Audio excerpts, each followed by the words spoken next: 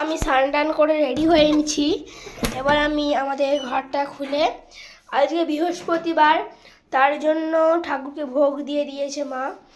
আর আমার লাড্ডু গোপাল উঠিয়ে দিয়েছিলাম সকালবেলা উঠিয়ে আমি দিয়েছিলাম 8টা 9টার সময় গপুকে আমি উঠিয়েছিলাম।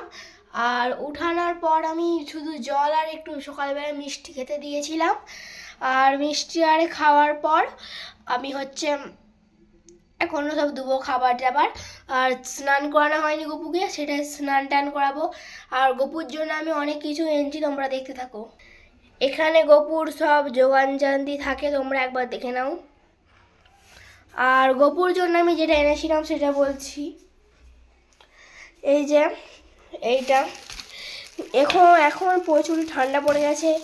আমরা যেরকম ব্ল্যাঙ্কেট গায়ে দিয়ে শুই, গপুকেও যেমন ব্ল্যাঙ্কেট গায়ে দিয়ে শো করাই। আমি একটা পাতলা চাদর আর কিছু টুপি কিনে এনেছিলাম আমি।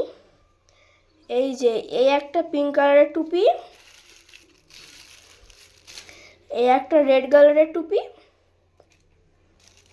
আর একটা গ্রিন কালারের টুপি। ক্যামেরাটা কত সুন্দর এসছে, টুপিগুলো ঝলমল লাগছে ভালোই।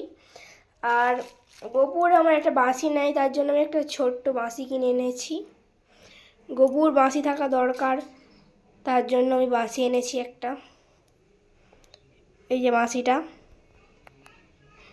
একটা বাঁশি এনেছি।